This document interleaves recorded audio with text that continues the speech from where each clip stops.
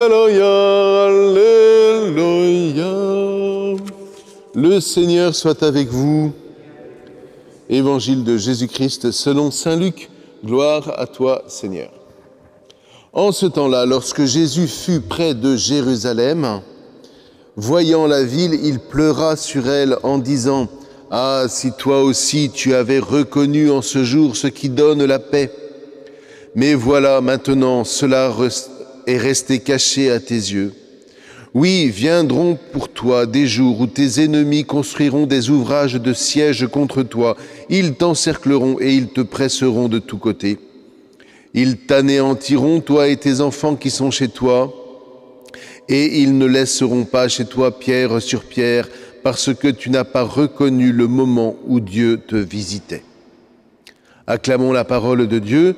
Louange à toi, Seigneur Jésus.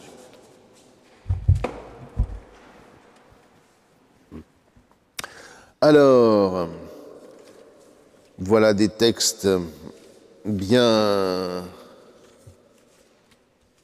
difficiles. Par pitié, est-ce qu'on pourrait essayer de ne pas tomber dans le piège des raccourcis agaçants qui consistent à lire ce qui se passe aujourd'hui en disant « ça y est, la bête arrive », et ce que j'entends partout de la part de chrétiens. Mais qu'est-ce que ça veut dire? Ça, c'est de la simplification, c'est de la lecture, mais je sais pas, par pitié, quoi. Vous voyez, le livre de l'Apocalypse, et même tout l'Évangile, ne se résume pas à ces discours qui ne disent, dans le fond, qu'une seule chose. C'est « attachez-vous au Seigneur, et quoi qu'il arrive, vous serez bénis ». En revanche, quand des événements difficiles adviendront, si vous n'êtes pas attaché au Seigneur, effectivement, vous les vivrez comme une malédiction. Ce qui veut dire qu'aujourd'hui encore, plutôt que de perdre son énergie, alors ça je pense que c'est vraiment le jeu diabolique, plutôt que de perdre son énergie à essayer de savoir qui est coupable, qui a agencé, qui commence à faire des complots à droite, à gauche, ça c'est tellement humain, c'est tellement divisant, c'est tellement déstabilisant que ça n'est vraiment pas du Seigneur. Ça ne peut pas être de l'Esprit Saint.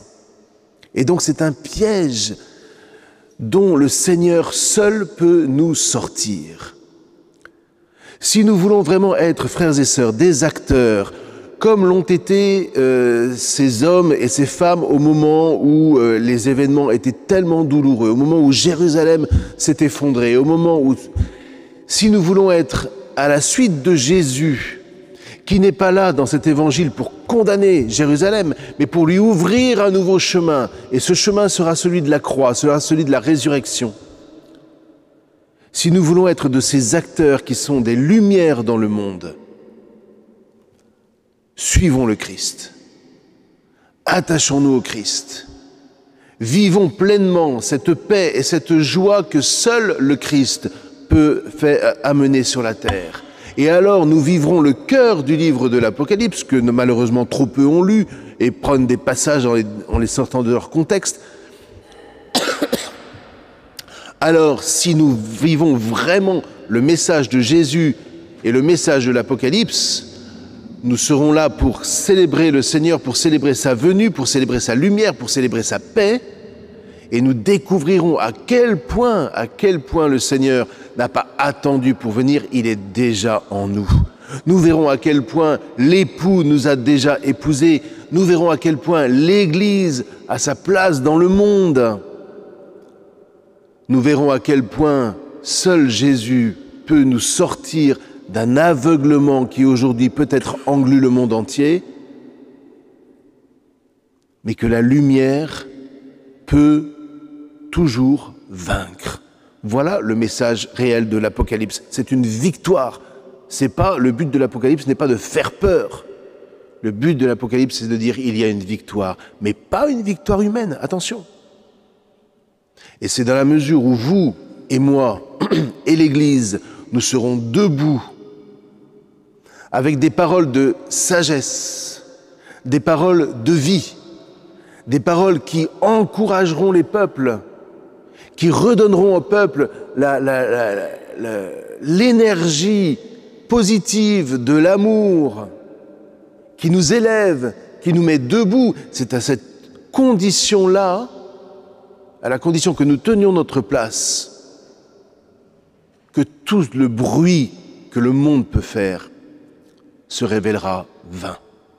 Et surtout tellement petit par rapport à l'action de Dieu. Souvenez-vous ce proverbe que j'adore vraiment, c'est « L'arbre qui tombe fait toujours plus de bruit que la forêt qui pousse.